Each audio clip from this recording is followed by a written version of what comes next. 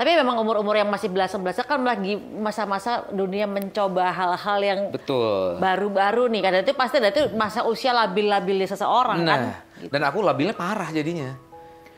Menjadi diri sendiri. Itu aku banyak dapat pelajaran dari dunia yang membesarkan aku. Sekaligus juga aku pernah dalam kegelapan lah. Karena aku tidak punya jati diri, Bun. Bagaimana kita dalam hidup ini, ya tinggalilah hal-hal yang membawa bad influence, perihal baik yang ada di hidup kita, ya itulah yang dipertahankan. Aku ingat apa kata ustadz aku, orang tua itu karomah, kamu harus nurut sama orang tua. Ya udah aku nurut. Jadi sekarang kalau pikir lagi, kalau gue bandel waktu ke Bandung, kayaknya gue nggak jadi artis deh kayaknya. Oh iya, Jadi ternyata prinsip bahwa boleh kita kecewa gitu ya, tapi Allah akan mengganti dengan yang lebih baik. Ya, sebenarnya Allah sudah lihat punya dong maksud kehidupan ya. Bunda Maya kan. Sekarang lebih baik kan. Amin, alhamdulillah.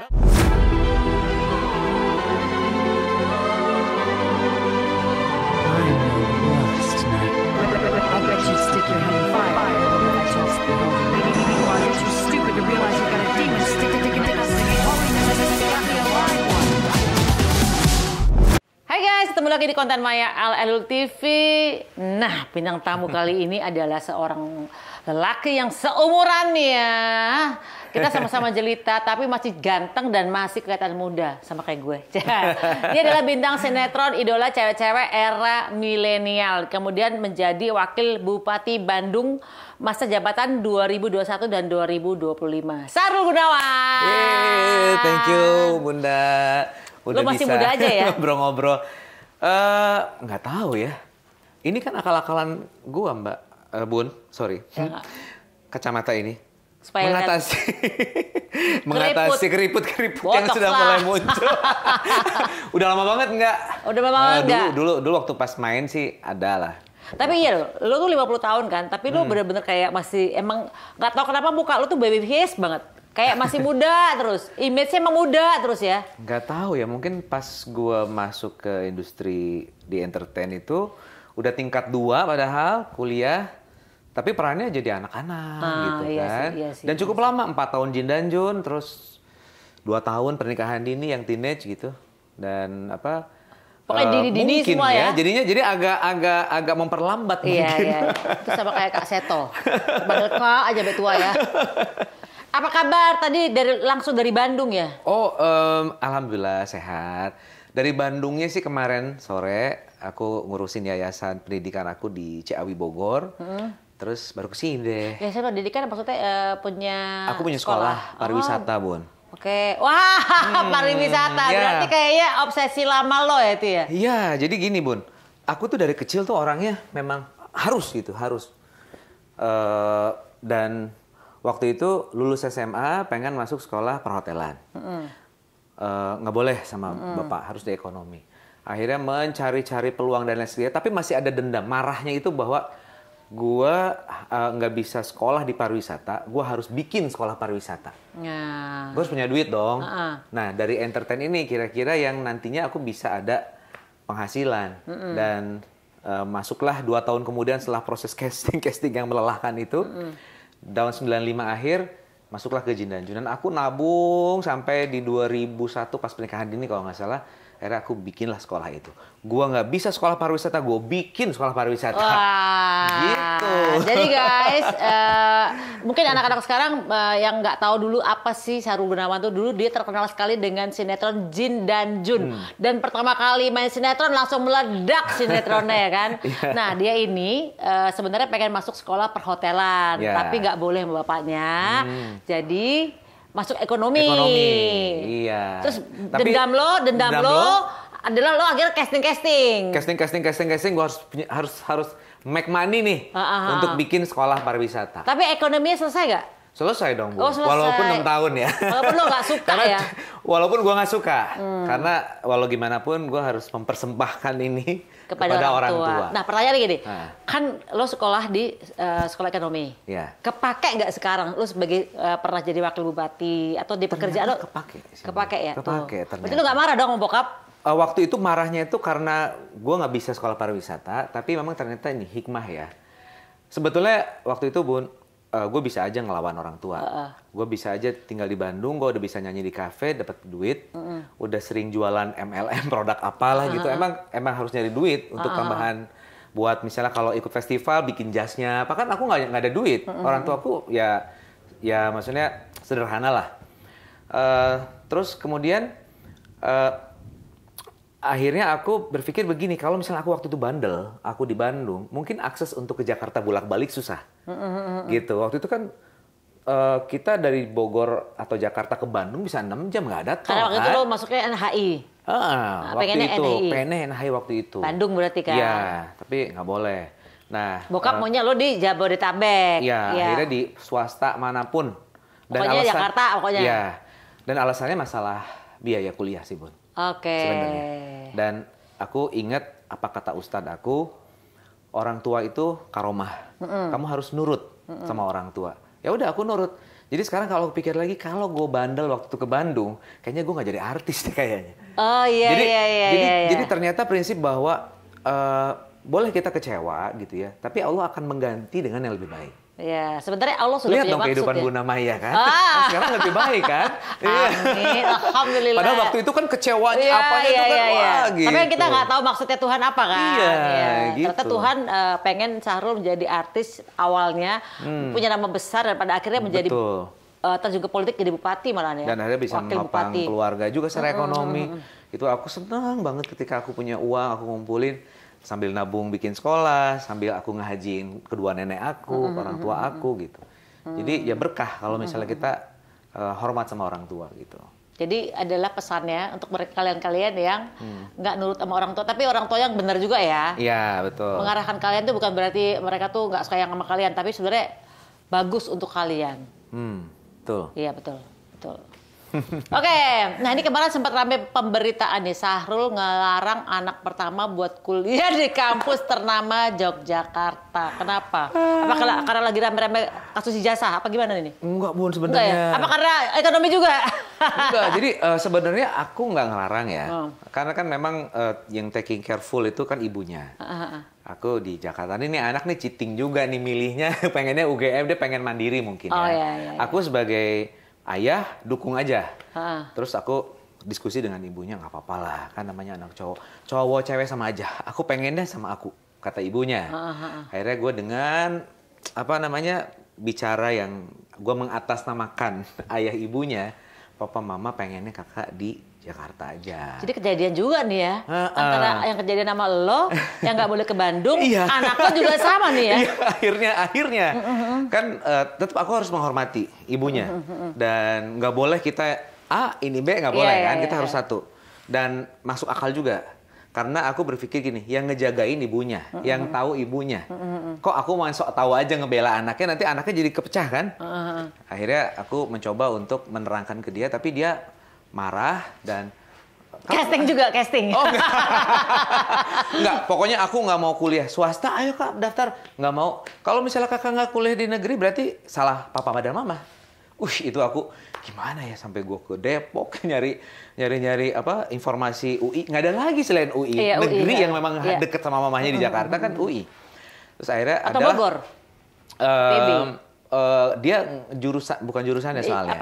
Dia di bisnis manajemen. Kalau di Bogor kan IPB kan. Nah, akhirnya dapatlah ada satu bimbel dan bimbel ini tapi IUP ya. Jadi half di Indonesia, half di luar. Terus akhirnya dia masuklah ke situ bimbel karena kan masuk perguruan tinggi negerinya kan udah beres dan dia ngerasa seneng banget, bangga pada saat kelulusannya itu diumumin dia masuk UGM gitu kan. Belum lagi digoreng, Bun, di media. Nggak tahu entah siapa yang mempolitisasi. Katanya Syahrul Gunawan melarang anaknya ke UGM karena ijazah palsu. Waduh, gimana ini? Ini benar berarti abang gue karena kasus ijazah palsu. Iya, jadi itu aku sampai klarifikasi di Instagramku gitu ya. Tolong jangan dikaitkan dengan hal lain segala macam. Ya tapi nggak lama terus ada pengumuman dia tesis itu. Dia juga beberapa kali try out. Dia selalu di 3 besar. Emang anaknya pinter sih, alhamdulillah. lolos dari berapa ribu yang ikut, yang keterima cuma 20 kursi. Jadi aku nggak bisa bayangin kalau sampai dia nggak masuk gimana, ntar marahnya casting lagi kayak gue dulu. Ember. Berarti dia sekarang bisnis manajemen ya? Bisnis manajemen. Di UI. Di UI. Oh, berarti dia sama kayak L, dia bisnis manajemen tapi L di London. Oh, oke. Ya, berarti emang dia bakalnya mau jadi pengusaha apa gimana? Dia emang seneng sih, udah mulai seneng jadi entrepreneur gitu. Berarti lo bisa bilang bahwa dia seneng entrepreneur, dia jualan apa nih sekarang nih? Atau dia cari duitnya gimana nih? Dia sih kayak sama temen-temennya gitu, kayak misalnya manajemen cyber kayak gitu-gitulah. Lebih ke situ. Pak, ini prospek loh Pak ke depannya, karena kan ke depan itu kan dengan AI dengan digital juga semuanya gitu. Ya. Iya. Yeah. Makanya video klip aku kan sekarang pakai AI, ya kan? Dia sih yang ngomong gampang kok sekarang gini. So, aku usulin ke produser aku, akhirnya dibikinnya pakai AI. Gue cuma pakai green screen doang. Habis itu udah emang ditempelin. lagi musim gitu sih. Mungkin lebih simple ya. Yang keriting, yang editornya yang bikin animasinya segala macam itu kan? Iya. Gitu. Oke, jadi berarti anak-anak tinggal sama ibunya di Jakarta berarti kan? Iya. Nah, berarti Sahrul nggak tinggal serumah sudah berapa lama sama anak-anak? Dari semenjak divorce aja sih. Udah berapa tahun divorce? Dari 2016 ya. Oh, berarti masih nggak terlalu lama lah, masih 9 tahun lah ya. Nah, kalau kayak gini nih, kamu kan nggak tinggal sama anak-anak nih. Anak-anak kalau curhat masih ke bapaknya nggak? Karena intensitasnya nggak banyak aku ya. Apalagi kemarin kan aku juga sempat 5 tahun pengabdian di Bandung. Ya? Jadi jarang, tapi sekalinya ketemu tuh ya kita benar-benar manfaatin gitu. Dan ya buat aku sih ya memang the best place for kids ya di ibu kan. Jadi buat aku nggak. Menurut kamu? Iya, menurut aku karena kan. Kan ada yang bilang katanya lebih bagus di tempat bapaknya. Kan. Ya. Tiap orang beda-beda ya. Iya, tiap orang beda-beda. Ya tapi tetap aku juga hadir lah, walaupun misalnya cuman WhatsApp gitu ya, atau video call lah. Sering juga video call dulu tuh mereka masih kecil-kecil. Sekarang kan mereka udah dewasa ya. Jangankan ke aku, ke ibunya aja. Aku tuh ke WA aja besok baru dibalas. Oh sama aja dong berarti. Yeah, Jadi sebenarnya bukan masalah dekat dan jauhnya, tapi memang kalau anak-anaknya gimana kita bisa ini aja terus gitu. Sama sih anak-anak gue. Kadang-kadang kalau udah sibuk, jawabnya besok gitu kan. Itu biasa. Oke, ini dari dunia keartisan nih ya. Terus habis itu banting setir ke pejabat. Ya, apalagi politik. Jadi wakil bupati Bandung nih. Ya. Kaget nggak dari dunia entertainment tiba-tiba ke politik? Kalau di dunia entertainment kan kita kerja dan kita di servis. Makanya di ini segala macam. Kalau pejabat kan walaupun sama di servis juga tapi nyervis. Ya betul, pelayan. Pelayan, ya kan. Dan aku misalnya kalau kita fasilitas ada, tapi kan kita harus nyervis masyarakat. Betul. Kalau artis kan nggak perlu nyervis. Kaget nggak? Enggak juga sih Pun. Karena aku enggak yang ini privilege juga ya dulu. Misalnya kalau dapat kamar sendiri dulu ya waktu pas top-topnya gitu ya. Kalau dapat ya, kalau enggak ya nggak apa-apa gitu. Dan aku masuk ke bidang pendidikan itu lumayan jadi balancing gitu loh Bun. Karena kan ini kan masalah pengabdian juga. Dan aku melihat di yayasan aku gitu, skupnya segitu-gitunya nggak bisa lakuin. Kayaknya kalau misalnya di pemerintahan dengan anggaran yang besar, bagaimana ada maslahat untuk umat gitu, kayaknya menarik juga ya. Tapi masih belum tuh. Aku ditawarin sebenarnya tahun 2004 untuk di Bogor, tapi aku tolak. Nah, kemudian ada kejadian yang berkaitan dengan bisnis aku, Bun. Aku kan pernah aktif di travel umroh haji. Oh iya. Iya, ada travel yang gagal memberangkatkan umroh, 30.000 ngeberangkat. Aku waktu itu masih di pengurus organisasi travel umroh haji se-Indonesia. Ya aku juga yang menjadi salah satu bagian untuk membuat konfigurasi satu bundel harga seat, hotel, visa. Nggak mungkin kalau ada minimum harga. Tapi itu masih liar dan tergerus juga market kita kan. Tapi bukan itu sebenarnya intinya. Ini kapan ini nanti bola salju meledaknya kapan? Jadi kita ingetin beberapa pihak dari Dirjen, Kemenak, Komisi 8 DPR RI. Ya punten ya, maksudnya kalau ada teman-teman aku yang di Dewan, nggak semua sih ya, banyak juga yang punya integritas baik. Oknum? Oknum lah. Jadi kalau misalnya jamaah banyak waktu itu aku di bisnis. Kalau sedikit aku di ekonomi. Nah pas di bisnis, sementara kita juga udah sering audiensi segala macam, lah kok dia pakai baju travel itu ya yang kita yang kita tuntut untuk dibuat aturannya nih. Lembaga tertinggi siapa lagi selain DPR RI? Lah kok mereka malah asik-asik pakai baju itu dapat privilege apa segala macam. Ini big question nih, kenapa gitu kan? Akhirnya 2019 aku masuk partai. Ya, aku di hire oleh partai dan aku memang dengan kesiapan aku bahwa aku ingin mewarnai di DPR RI sesuai dengan bidang aku. Karena waktu itu aku amatin nggak ada tuh yang pemain di travel. Makanya kan jadinya nggak tahu kan soal dapur-dapurnya. Nah begitu pas masuk ke partai tersebut, malah aku dibawa ke Kabupaten Bandung sebagai eksekutif. Gue nggak mimpi sama sekali untuk bisa masuk ke situ sebetulnya. Cuman ya akhirnya ya udahlah emang ya life begin at 40 ya. Betul. Sekarang at 40 gue bikin apa nih? Jadi ya ini sebuah lompatan buat aku. Akhirnya ya udahlah, toh juga ini juga pengabdian juga sama. Ya itulah sebetulnya. Jadi nggak ada dalam mimpi aku menjadi pejabat publik. Malah di awal-awal rasanya boring banget ya. Mau mulai rapat tuh kayaknya kaku banget semuanya. Itu sampai aku berdiri, aku langsung ke protokoler, gue ngambil mic-nya, gue nge-MC, Bun. Mendarah daging ya kayak MC aja. Gue nge-MC, gue nyanyi apa segala macam. Terus. Gitu kan, ada macam-macam lah gitu. Terus sampai, Papa jangan, Papa duduk. Papa calik. Udah, akhirnya ya beradaptasi juga sih lama-lama.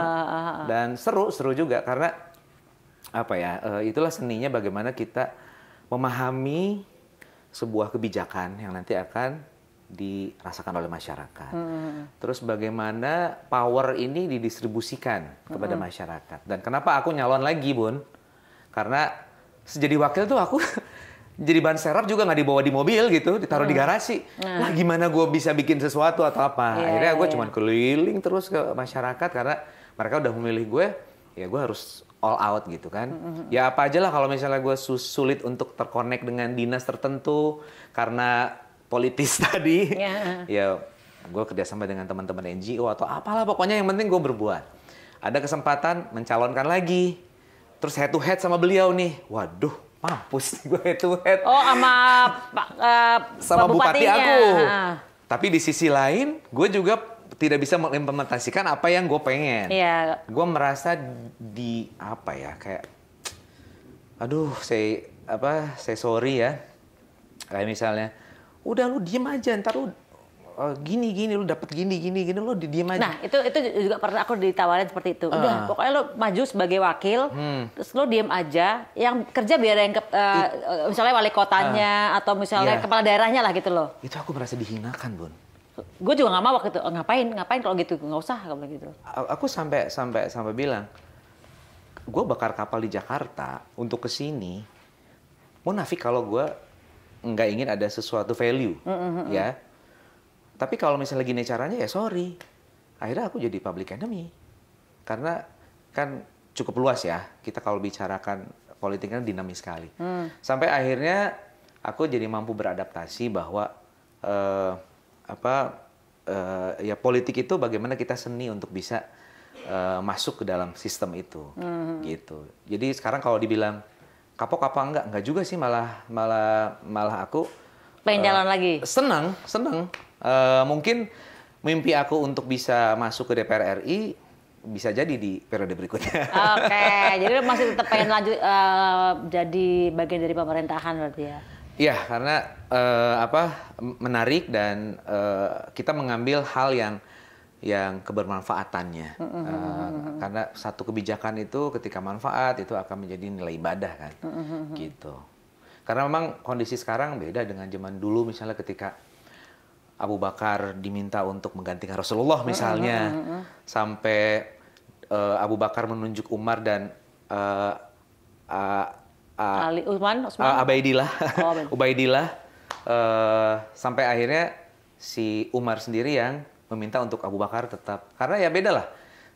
Kita lahir di muka bumi untuk menjadi khalifah. Ya kalau misalnya aku ada kesempatan untuk menjadi khalifah sebagai seorang pemimpin, ya aku terima. Tapi kan kita juga bisa menjadi pemimpin bagi diri kita sendiri, bagi keluarga iya, gitu. Betul. Nah, hal-hal seperti itu yang menarik aku dapetin dari dunia politik. Dan rasanya menyenangkan, Bun, ketika misalnya ada bencana alam misalnya. Aku datang aja misalnya, bantuannya aja belum datang dari dinas terkait. Tuh mereka udah happy banget, aku bisa trauma healing. Terus mereka kenal akunya dulu siapa dan akhirnya bisa terhibur. Mereka yang mungkin berpikir untuk makan besok aja susah, tapi aku bisa membawa kebahagiaan itu kan aku nggak bisa dapetin di tempat lain gitu. Gitu, Bun. Iya sih. Iya. Nah ini kan seorang artis yang nyebur ke dunia pemerintahan nih, biasanya kan banyak yang tentara netizen Indonesia. Tentara netizen Indonesia ini bilang bahwa artis itu kapabilitasnya apa? Oke. Jadi kemampuannya ya paling cuma mereka cuma vote getter doang yang ngumpulin suara doang. Mereka apa sih yang dibuat oleh seorang kebanyakan apa sih yang udah dibuat sama seorang artis di pemerintahan mana ya kan? Gitu. Ya memang diuntungkan dengan di underestimate lah bahasanya. Iya betul. Aku juga banyak mendengar seperti itu. Itulah keunggulan kita ya. Hal yang positif yang kita bisa ini orang mengenal kita sehingga akhirnya si partai politik meng-hire kita. Tapi kan sebenarnya kalau bagi aku sendiri ya, aku tuh memang punya planning untuk ya bisa berbuat yang lebih luas lagi kan sebetulnya kalau buat aku ya waktu itu. Jadi ada juga yang memang mereka nggak paham gitu, bahkan dengan fungsinya sendiri ketika menjadi DPR tuh apa gitu, pas ngobrol-ngobrol loh kok dia nggak tahu ya gitu misalnya. Ya itu balik lagi ke orangnya. Tapi mudah-mudahan nanti ke depan akan lebih berkualitas lah. Dan banyak teman-teman dari public figure gitu ya. Aku share cerita aku bahwa lu jangan hanya dijadikan sebagai vote getter. Lu harus bisa tunjukin bahwa lu bisa. Dan pada saat masuk ke wilayah itu, ya paling tidak lu mau ngapain itu tahu gitu. Jangan hanya ya dimanfaatin buat meraup suara, tapi akhirnya kita nggak ya jadi nothing itu buat apa gitu, gitu Bon. Ya atau image-nya, alah dia udah nggak laku cari gaji di situ. Ada juga yang begitu kan? Banyak juga yang ngomong seperti itu. Tapi kalau buat aku sih ya itu hak mereka lah ya. Tentara netizen Indonesia. TNI ya. Tentara netizen Indonesia.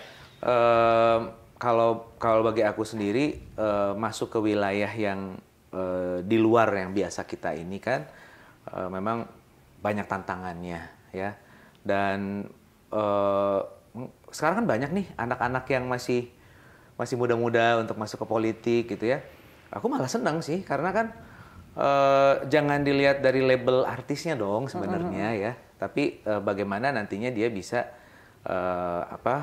berkontribusi gitu dalam hal apapun gitu. Gitu. Oke. Nah ini guys, ternyata ya setelah dia selesai dari masa jabatan, ternyata Syahrul Gunawan ini udah gatel pengen berkarya lagi karena kan berangkatnya dari dunia entertainment, akan kembali ke dunia entertainment ya. Emang sekarang itu, lo mau bikin single ya? Single sekarang lagi bikin. Lagi bikin atau sudah rilis? Sudah rilis. Oke, apa? Judulnya Perihal Baik. Jadi waktu 5 tahun yang lalu kan aku pamit ya sama label aku Ave Record Pak Hendy. Sama PH juga karena masih ada beberapa judul FTV. Waktu itu apa sih suami istri apa? Ya itulah pokoknya Suara Hati Istri, suami istri. Nah selesai aku menjabat terus ya produser aku, brother ini gimana ini? Bukannya udah selesai. Kan gue udah pamit. Nah kan bukan waktu ini, tapi jumlah singlenya masih ada. Terus ya aku ya alhamdulillah lah. Maksudnya buat aku yang almost 50 gitu ya masih bisa warawiri di sini ya aku syukurin aja. Gitu. Sebetulnya ini karena memang aku ya kewajiban untuk menyelesaikan kontrak. Jadi masih tersisa berapa single lagi? 3 single. Wow. Dan tiga-tiganya udah take vokal. Siapa yang ngarang lagu yang single terakhir? Apa tadi judulnya? Perihal Baik. Perihal Baik. Yang ngarang siapa? Nama populer sih Acoy namanya.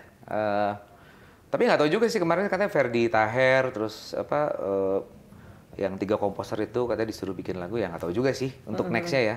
Tapi yang jelas ketika aku ditawarin buat nyanyi 3 lagu, ini salah satu lagunya ini universal juga gitu, bukan hanya hubungan antara pacar-pacaran, tapi bagaimana kita dalam hidup ini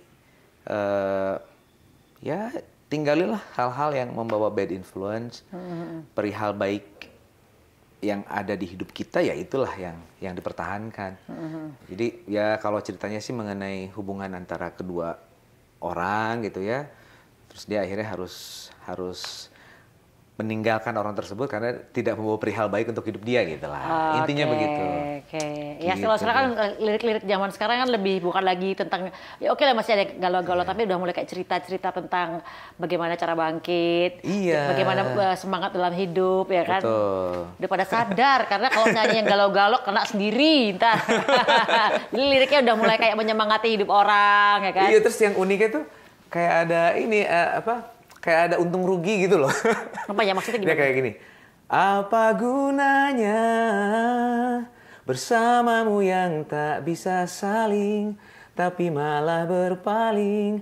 Apa untungnya dengan yang tak mungkin bisa lagi memberikan perihal baik. Gitu. Terus aku sampai, Pak Hendy bisa ganti nggak? Aku kayaknya ini banget ya. Kayak transaksional ya? Kayak transaksional banget ya, bener persis aku bilang itu. Oh justru itu unik ya Bang? Oh iya juga ya.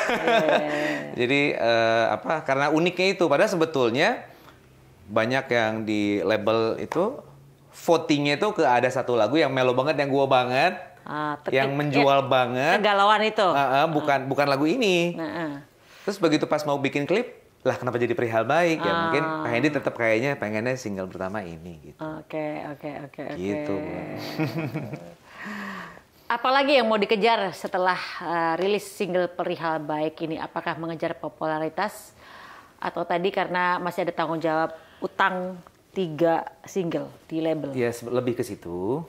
Terus akhirnya aku pikir ya boleh juga lah buat, kalau kayak barang ada di etalase itu ada lah warawiri.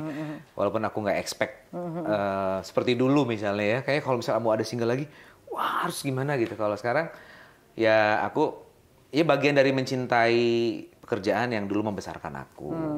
Gitu. Lo sempet gini gak sih mikirin, wah nanti bakal gua bikin kontennya apa ya kalau di TikTok atau di mana? Kan sekarang kan lagi musimnya harus bikin konten kan? Iya. Untuk supaya viral gitu kan? Sempat. Ini juga lagi mikir-mikir bikin kompetisi kayak apa kayak di TikTok. Iya. Jadi mungkin karena udah terlalu lama ya aku ya. Jadi sekarang kan udah beda eranya. Iya. Ya. Dan lo juga udah hilangnya udah terlalu lama nih.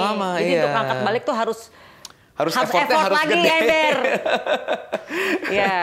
Ya Bunda inilah tahu betul lah bagaimana industri ini. Kita kan ngalamin zaman dulu kan masih analog, tiba-tiba sekarang masuk era digital ya kan. Jadi, bahkan aku udah setin teman-teman yang udah hilang lama, salah lo harusnya tetap aja bikin kayak gue tetap aja ada konten YouTube ya kan, supaya tetap ada namanya gitu loh. Iya betul, dan aku tuh waktu pas masuk ke politik ya, maaf nih, jadi nyinggung politik lagi. Aku paling nggak suka ketika ada orang yang seperti mengkotak-kotakan. Ini politik, ini di artis, ini di ini gitu.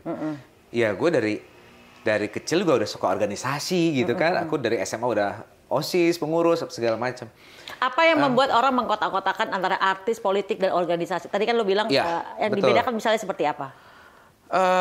Jadi, loh kenapa jadi beralih profesi misalnya? Gitu loh. Jadi kalau menurut aku, kalau di politik itu kan kita bagian dari anggota masyarakat. Di bidang entertainment bagian dari anggota masyarakat yang kita punya talent di situ, ya kan? Jadi menurut aku nggak ada bedanya, karena aku juga bisa membawa seni aku ke dalam di dalam pemerintahan misalnya, menjadi lebih cair, nggak kaku, dan ketika aku menyarankan sesuatu atau apa, mungkin aku bisa lebih santai gitu, dan bagaimana pengembangan kepariwisataan dengan kita mengembangkan ekonomi kreatif, itu kan memang aku juga di situ gitu kan. Nah sekarang aku harus mengakui bahwa konsistensi itu juga penting. Harus. Jadi ketika aku masuk balik lagi, lah kok begini? Lah Kaget lah berarti. bukan radio lagi ya sekarang ya? Lah kayak gitu aku kaget juga. Jadi memang jadi ada tantangan untuk kita juga kreatif gitu menghadapi situasi ini. Dan harus siap di dunia digital ini kan, bikin konten apa lagi nih, karena betul. memang dunia sekarang lagi di situ kan. Betul. Sempat juga terinspirasi dari Bunda juga, kayaknya seru juga nih kalau misalnya punya podcast atau apa gitu ya. Ya, tapi aku takut nggak bisa konsisten udah. Emang tuh butuh aku di konsistensi teman-teman sih. aja deh, aku jadi bintang tamu podcast. Ya kan kalau misalnya di TikTok bikin konten-konten yang bawa lagunya terus kan, bisa dibikin kayak konsep-konsep misalnya dibikin kocak-kocakan atau dibikin apa ya kan bisa kan, supaya nanti pasti ada nyangkut satu atau misalnya lagi momentum apa diedit supaya masuk dengan lagunya. Ya Kan? betul.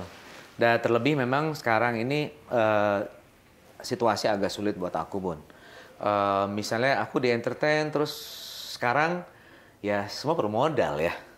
Dan aku jujur nih, terus terang aja, modal gue habis buat pilkada kemarin. Wah. Udah iya ya. Ya lagi.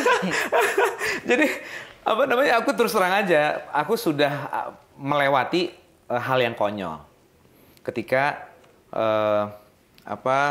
aku punya apa ya, kalau dibilang ambisi sebenarnya nggak juga, karena kan aku diperintahkan oleh partai untuk maju, tapi aku tidak berusaha realistis ya. Lah yang di luar siapa? Lo kalau gue jadi lo, kalau gue jadi lo, partai nyuruh gue gitu. Oke. Gue nggak usah ngeluarin duit ya, karena gue nggak mau apapun dari kocek gue. Kalau nggak mau ya udah, bye. Ngapain gue harus capek-capek ngeluarin duit buat sesuatu yang ya kalau ya dapat, kalau nggak gue boncos, ogah gue. Harusnya gitu ya. Kalau gue kan gitu, jadi gue dulu gue pernah ditawari oleh ada beberapa partai zaman gue dulu masih sekitar tahun 2009 apa 2008 gue lupa, pokoknya lagi moncreng kayak gue, terus gue ditawarin jadi wakil lah, wakil entah di Surabaya, entah di daerah Jawa Barat ini ya kan. Tapi untung Bunda nggak terima jadi wakil. Aku nggak mau karena buat aku enak. Kalau wakil tuh nggak enak. Aku sudah tahu. Itu penawaran tuh sudah tahu bahwa itu gini. Kamu cuman duduk manis diem aja. Kamu kemana-mana promo. Pokoknya kamu kayak ke turun ke masyarakat ya kan. Misalnya untuk memperkenalkan siapa kamu, dan kamu udah kalau jadi pun biarkan si Pak Ketum yang kerja ibaratnya ketua misalnya wali kotanya atau kepala daerahnya itulah. Gitu. Oh gitu ya. Atau gini, boleh nggak kalau misalnya jadi nih saya langsung mengundurkan diri, boleh nggak? Karena saya nggak terlalu happy di dunia politik, aku bilang gitu. Oke. Tapi kalau misalnya iya, saya nggak mau keluar duit loh ya, gitu. Karena saya nggak mau nanti tiba-tiba itu kan merusak mental saya. Kalau saya harus keluar duit terus tiba-tiba kayak saya kalah. Ya kalau misalnya gue menang terus tiba-tiba gue korupsi kan nggak lucu ya kan itu. Kalau misalnya tiba-tiba gue kalah, gue stres, duit gue habis ya kan. Nggak mau. Kalau mau, ayo. Tapi kayak emang waktu itu gue udah istikharah dan akhirnya jawaban gue bahwa gue nggak bakal happy kalau gue jadi maju melayani masyarakat. Sementara gue nggak cocok, gue introvert banget. Gitu. Oh, sementara aku mah ekstrovert sih. Lu cocok. Gue seneng memang. Yang introvert kayak yang, aduh harus basa-basi lagi, harus yang halo, apa kabar, selamat pagi, selamat siang, selamat malam. Atau mungkin juga ya waktu itu tuh jadi seperti pelarian gue karena gue sendiri sih waktu itu. Iya. Jadi bagus jadi ya. Jadi gue malah bagusnya gue all out. Gue nggak dikasih tugas sama bupati pun, gue keliling terus seharian sampai rumah udah hampir lodoh gitu. Karena kan aku jadi sama masyarakat terus gitu. Iya. Jadi kemarin itu ya terbukti sih, ya pihak lawan dengan segala intimidasi, mobilisasi dan lain sebagainya 1 juta suara. Aku yang organik 850.000. Ini aset aku Bun. Nanti kalau misalnya aku nyalon DPR RI. Iya. Jadi menyenangkan gitu. Sebetulnya menyenangkan karena aku banyak nolong orang juga, misalnya nih pas lagi jalan di Bandung nih, Pak nuhun apanya, waktu itu pernah nolongin dari IGD dapetin kamar rawat gitu karena Bapak nelfon direktur utama si RSUD misalnya kayak gitu, gue aja udah lupa gitu. Jadi kayak gitu-gitu tuh ya seneng jadinya gitu. Dan sekarang ketika disuruh memilih gitu ya, kayaknya dua-duanya juga menyenangkan buat aku. Aku juga antara bingung. entertainment sama politik. Kalau bisa mah dua-duanya aku bisa jalanin. Karena juga ternyata ketika aku balik lagi, kok gue happy ya. Aku langsung naik berat badan 5 kilo, Bun. karena happy ketika enggak menjabat ya, karena kan ada aturan dan lain sebagainya. Terus ya gue nyanyi lagi di ini, jadi gue berasa freedom gitu. Dan ada hikmahnya lah. Waktu itu kan istri aku kan sempat melarang ya, maksudnya dia orang politik juga, dia pengurus juga partai di Jabar, aku juga sama, tapi kita beda partai dan kita beda koalisi, Bun. Wah, ini bingung lawan nih, dong. Lawan nih, di rumah udah ribut mulu nih kan, udah mulai. Terus gini ya, aku saranin ya, kan kamu ngelawan yang berkuasa sekarang, dia punya segalanya. Berat, kalau misalnya sekarang si bupati ngajak kamu jangan ego. Oh, gue tuh pernah gini dulu waktu pas barengan gini. Udahlah, politik tuh anggap aja dinamikanya udah kayak nggak ada apa-apa. Kalau dia ngajak udah kita barengan, mungkin dia tuh pengen karena dari sisi survei kamu yang selalu bagus di atas dia jauh. Ya lawan kota kosong aja. Gue marah, Bun, sama dia. Ya udah kalau kamu nggak dukung gini. Terus akhirnya kamu jangan salah sangka gini aku. Oke. Sekarang kamu mau ke hutan, aku ikut ke hutan. Kamu mau ke jurang, aku ikut ke jurang. Kamu mau kemana, aku ikut. Ada punishment dari partai aku keluarin, nggak apa-apa. Yang penting kamu mau itu, oke. Begitu pas quick count. Itu yang ngomong siapa itu? Istriku. Oke. Yang di Bandung. Cuma satu sih. Kalau ke Jakarta kan mantan. Gue lupa deh. Jangan sampai nanti dari Bandung. Jangan sampai nanti perpecahan rumah tangga nih. Iya. Terus begitu quick count dia kalah, kalau dia sih santai aja, udah nggak apa-apa, udah pokoknya kamu tetap semangat. Bener ya, emang kita nurut sama bini tuh ada bagusnya juga gitu. Ya sementara aku udah yang ya aset aku segala macam apa ya, kalau menurut orang politik sih nggak gede ya, Bun, tapi buat aku sih 20 miliar gede lah. Gede lah. Tapi 20 miliar melawan 150 miliar kan gimana dong? Iya, betul. Nggak bisa. Betul, iya. Biasanya temen gue malah 50 M tuh habis. Iya, dan nggak jadi lagi. Iya. Oh, aku masih beruntung. Masih ada lah apartemen di Jakarta. Rumah sih udah kejual. Itu sih kalau gue sih nggak mau ya. Kalau gue sih nggak perlu lah ya. Iya, konyol, Bun. Aku, Bun. Udah nyesel gue. Itu sih lo gila sih. Udah deh, kapok. Jadi kalaupun aku di situ, aku harus realistis. Gitu. Padahal gimana enggak terus-terusan ya itu istriku tuh ngomong, kamu tuh gini. Ya, tapi nggak apa-apa lah, itu pengalaman lah. Gitu. Kehilangan 20 miliar. Udah balik belum? Ya belum lah. Belum ya? Iya, orang-orang gini-gini warawiri aja, happy-happy aja. Lo nyesel nggak? Hah? Ada nyesel, tapi aku berusaha untuk enggak, itu bagian dari perjalanan aku. Next, aku lebih kuat kalau di politik dan aku harus lebih baik lagi dalam mengambil keputusan. Ini kalau gue 20 miliar daripada gue nyalon, mendingan gue bagi-bagi sedekah ke orang-orang yang gak mampu ya. Nah itu dia. Itu balik lagi nanti duitnya. Bener, Bun. Ya kan? Iya. Ya sebetulnya sih pada saat aku kampanye juga itu tergantung niat ya. Kita niatnya mau suara, tapi kan aku dapat dua-duanya tuh. Maksudnya, tapi kan nggak tahu sih orang ini bener-bener milih gue apa enggak. Tapi kan ada yang memang manfaat juga buat mereka. Gitu. Kayak misalnya bagiin apa sembako kayak atau apa segala macam. Boleh nggak sih ini? Tapi memang itu faktanya. Gue faktanya pada dia bawa kayak sembakonya itu ada yang adalah gue juga, lu pasti kenal juga namanya. Dia cerita bahwa dia harus bawa kayak minyak goreng lah apa segala macam. Bener. Wow, iya sih. Iya. Cuma kan itu kan kalau kita kasih sembako ke orang dengan niatan bahwa lu bakal pilih gue kan transaksional. Kalau orang sedekah kan lo kasih udah ikhlas aja gitu kan. Kan aku niatnya sedekah. Ya Allah, ini 50-50 nih. Kan 50-50 sebenarnya. Gila, gue harus segini tapi gue masih ada 50-50, gue menang atau kalah. Karena yang dilawan gue siapa, gitu kan. Cuma karena hawa kan, nafsu gitu. Apalagi lo single lagi ya. Ya akhirnya gue ya udah niatin sedekah aja. Jadi lebih tenang jadinya. Jadi nggak yang kayak nyesel gitu. Ya kita bayar pajak, enak sih sebenarnya. Dikit-dikit kejar lagi sama pajak. Ada yang kurang. Pokoknya tiap tahun kurang terus kayak, tapi lama-lama udah anggap aja sedekah. Asal jangan lu korupsi ya. Lu korupsi mati lu semuanya. Bener. Ya kan? Bener, Bun. Ya. Walaupun kita nggak tahu yang gosipnya kan uang negara ini katanya kan berapa ribu triliun hilang gosipnya. Ya sekarang memang ujiannya buat kita nih warga negara Indonesia. Ya mudah-mudahan para pemimpin-pemimpin kita ini bisa membawa Indonesia lebih baik lah. Iya. Iya. Gitu. Nah, flashback ini masa kejayaan 25 tahun lalu nih ya. Ini kan Jin dan Jun. Masih berteman sama Jin nggak sih? Ada Jin gua nih. Jin Tomang. Jin Tomang. Lu masih berteman nggak sih sama pemain film Jin dan Jun? Masih kalau sama yang jadi kakak gua Mira Asmara ya. Kalau bapakku udah meninggal Fuad Baraja, ibuku Misi Arsita udah meninggal, Jinnya udah meninggal juga. Nah ini pelajaran Mbak Maya Apa untuk tuh? Kenapa, teman-teman Dek? juga. Ya Bunda, mohon maaf salah Bunda. Pelajaran nih. Jin aja meninggal, apalagi manusia. Nah, jin gue meninggal soalnya. Gue pikir ada apa? Jadi kita harus perbanyak amal soleh. Iya. Gitu.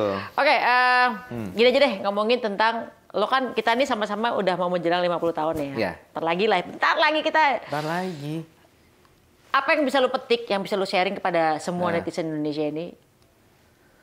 Hikmah apa sih yang dari lo masih kecil sampai umur 50 tahun yang bisa membuat lo sampai hari ini bertahan? Oke, menjadi diri sendiri.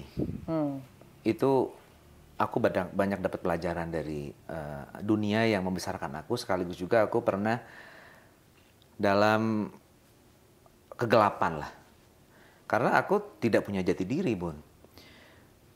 Lulus SMA, terus kuliah 2 tahun, sedang menuju proses dewasa. Karena kan aku dulu SD 5 tahun ya, jadi aku masih puber aja SMA kelas 1. Kalau teman-teman aku. Oh, lo apa akselerasi atau gimana? Nggak tahu kenapa dulu tuh aku sempat dibully sama teman-teman TK aku. Terus? Jadi aku nggak mau lagi pakai seragam itu. Terus? Sama kakak aku beda 2 tahun, tapi akhirnya jadi harus setahun bedanya. Jadi aku 5 tahun tuh kelas 1 SD. Dan bapak gue nyogok waktu itu. Supaya masuk SD. Okay. Jadi aku tuh memang telat ini pubernya waktu itu. Nah,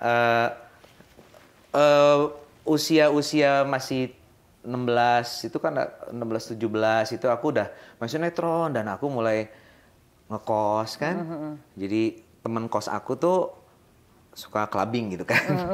Suka clubbing. Umurnya lah ya. Jadi lu kalau misalnya nggak ikut berarti lu nggak gaul. Wah, gue pengen dong supaya gaul gimana? Oh, kayak gini ya. Terus ya akhirnya gue jagain teman-teman tas teman-teman gue yang cewek tidur pagi-pagi dibangunin. Satu waktu aku dikerjain, dimasukin ke orange juice aku nggak tahu apa itu dan aku sempat terjerat mungkin 6 bulan kali. 6 bulan. Jadi itu bukan lagi dimasukin itu lo yang nyari sendiri akhirnya kan? Terus jadi apa namanya? Tapi aku ada pertentangan gitu ya. Maksudnya, lu gimana ya? Gua balik aja deh ke si bapak gitu ke Bogor dengan bolak-balik aja. Tapi kan waktu juga nggak bisa. Sampai akhirnya aku harus memfilter pergaulan aku gitu ya. Karena aku sulit sekali untuk bisa lepas gitu saat itu. Ya memberanikan diri, Bun. Akhirnya aku bikin travel umroh haji. Dari situ mulai terfilter tuh, terkikis. Dia mainnya di umroh. Terus dia seringnya sama ustadz gitu. Bahkan waktu itu tahun 2008 aku kok 2008? Iya 2006 lah. Karena kan aku awal-awal kan bikin travel tuh di 2005 2006. Aku diundang sama stasiun TV. Waktu itu dia belum punya ikon untuk jadi ustadz dan aku warawiri di dunia travel. Aku ya promosi kan. Ya gue pakai baju muslim tuh karena memang gue punya bisnis itu gitu. Ada 5 ustadz, aku di brainwash untuk aku jadi ustadz 6 bulan kemudian di Ramadan. Oke. Aduh, enggak gitu kan. Akhirnya ditawarinnya angkanya lumayan. Pokoknya ikon untuk si korporasi inilah gitu. Gue gak mau sebutin dah. Waktu itu dia belum punya ikonnya siapa. Sampai akhirnya dia bisa pungut 1 orang dari luar daerah. Baru 1 kali trainingnya emang aku seneng belajar. Yang kedua udah disugin kontrak. Enggak deh, nanti aja. Pas yang minggu depannya lagi yang ketiga ustadznya, akhirnya aku tolak. Waduh, aku aja baru belajar ini. Jangan sampai nanti orang berpikir gue udah sesoleh apa gitu. Kayak buah aja kan bagusnya yang memang jatuh dari pohon kan, daripada karbitan kan. Sampai begitu, itu efek dari bisnis yang aku jalani yang sebetulnya tujuannya itu adalah untuk memfilter lingkungan aku. Lingkungan yang gelap inilah ya. Iya, jadi waktu itu tuh gimana ya? Aku mungkin karena pendidikan agama dari orang tua ya cukup kuat. Jadi aku selalu ada kegelisahan gitu. Yeah. Jadi kalau misalnya ada break syuting, aku umroh. Pas balik umroh, ya ketemu sama mereka lagi. Ya udah akhirnya jadi bingung lagi gitu kan. Antara iblis dan ini sebenarnya malaikat gue bingung gimana? nih. Gue nih apa sih? Gue nih siapa? Gue mau ngapain gitu. Itu tersiksa Bun. Aku ngerasa kayak lonely gitu. Sampai akhirnya aku putusin untuk oke, gue nggak ngekos lagi.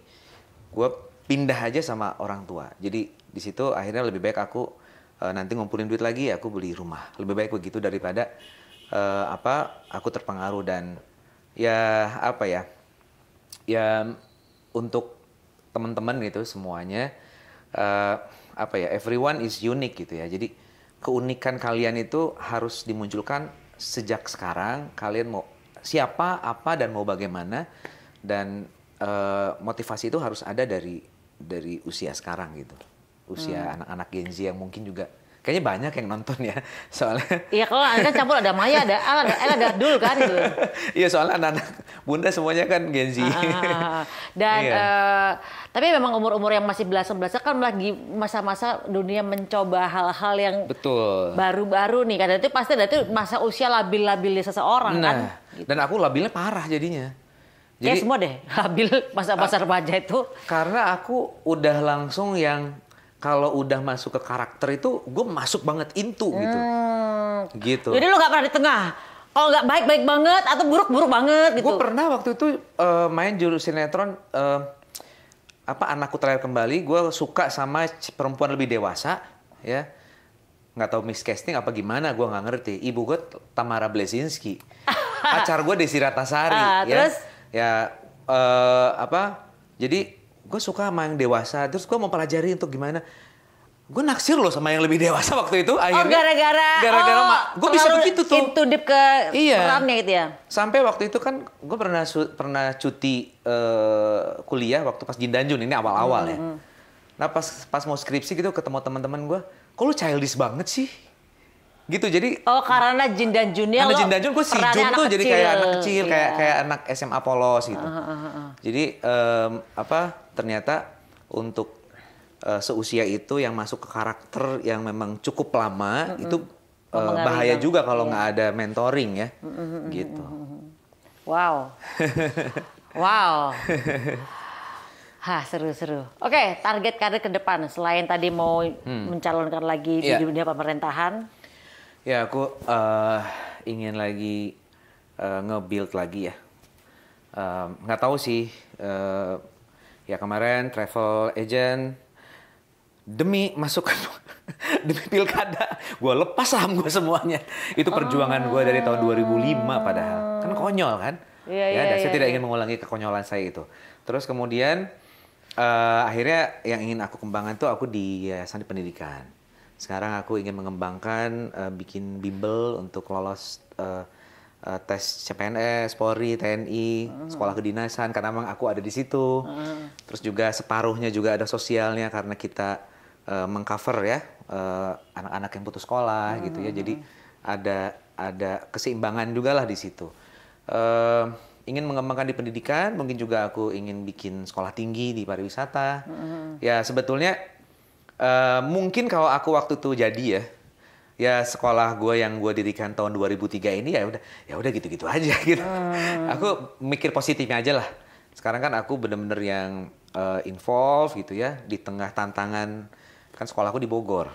Sekarang gubernur kita Deddy Mulyadi membuat aturan sekolah negeri diperbanyak. Satu kelas 50. Banyak yang tersedot. Siswa kita sekitar 150 jadi cuma 100 kurang gitu. Itu berdampak. Ya, makanya kita harus terus cari inovasi lagi, apalagi yang kebayang masih di pendidikan. Yang lain-lainnya aku masih belum lah kayaknya masih harus terus gitu. Berarti lu di dunia pendidikan ini legacy lu buat anak-anak ya. Legacy buat lo juga udah ketika lo berpindah alam lo memberikan ilmu kepada generasi muda ya. Dan itu nggak gua apa-apain. Pernah lo waktu itu Bun, itu kan adanya di Rancamaya Estate ya. Jadi kayak ngalangin gitu sekolah gue tuh.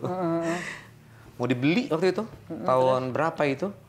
pas gue mau ya mulai kepikiran ke politik lah gitu.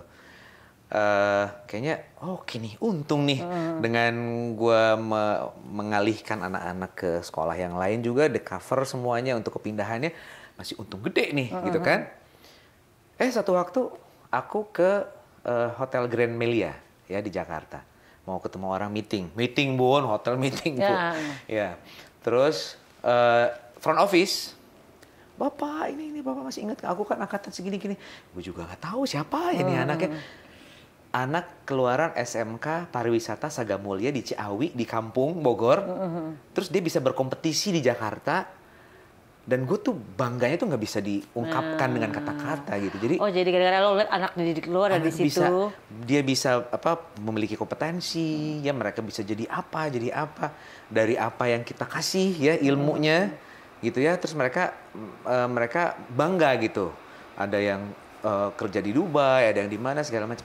Oke, nggak gue apa-apain. Ini akan terus ada.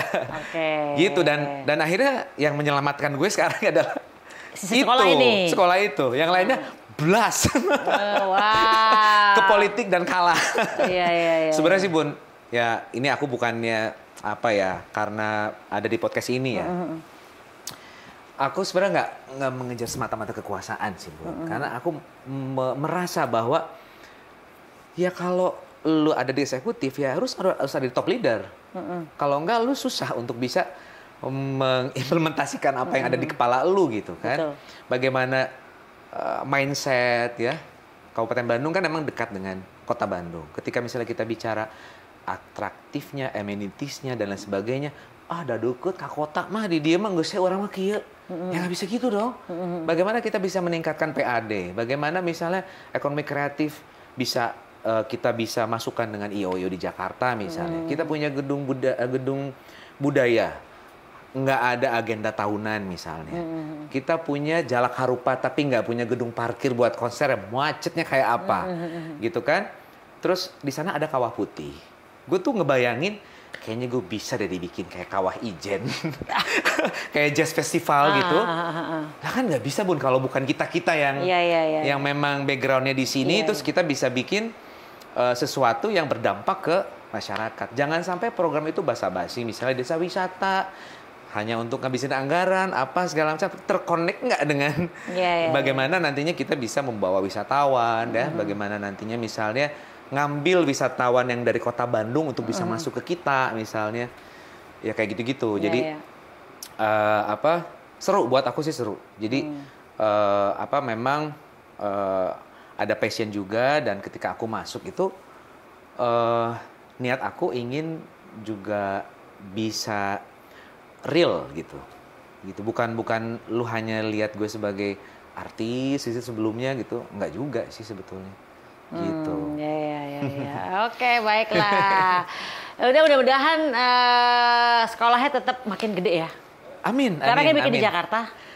Mudah-mudahan kalau ada modal. Tapi aku kemarin sempat lihat-lihat di Bandung kan target market aku. Bandung lagi NHI masih ada nggak sih? Masih ada NHI. Ya jadi ternyata banyak lahan-lahan yang dimiliki oleh Pemprov di Jabar ya terutama kan. Ternyata kita bisa sewa juga. Wah boleh juga nih. Aku sempat kepikiran untuk bikin juga ya di sana gitu. Kalau sekarang kan aku jadi jadwal lumayan sih cukup melelahkan juga. Jakarta, Bogor, Bandung, karena aku harus ngelihat dalam seminggu tuh paling nggak minimal sehari, 2 hari harus aku lihat bagaimana sistemnya dan lain-lain,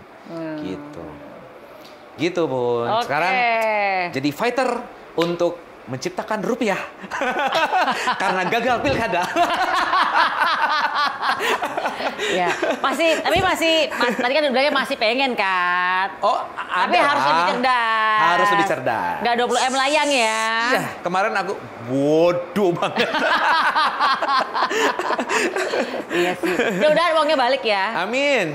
Dan lebih dong. Dan lebih. Kalau kita yakin kenapa tidak? Oh iya. Apa sih nggak mungkin kalau kita bisa bilang ini besok akan diganti lebih dari apa yang aku punya Amin ya sekarang. Allah, amin ya Allah. Jadi kalau yakinnya Hujan banget ini. iya, amin. Mudah-mudahan Allah ijabah. Amin. Ya Mas, thank you so much sudah penjelasan gini dan udah sharing buat para netizen Maya Alelu TV, and aku doain mudah-mudahan sukses. Amin. Single tadi Perihal Baik juga meledak. Amin. Dan single-single yang 2 lagi itu juga bagus ya, dan meledak. Thank you so much Sarul. Sama-sama, And Bunda. see you in the next content. Bye-bye. Hai, Assalamualaikum.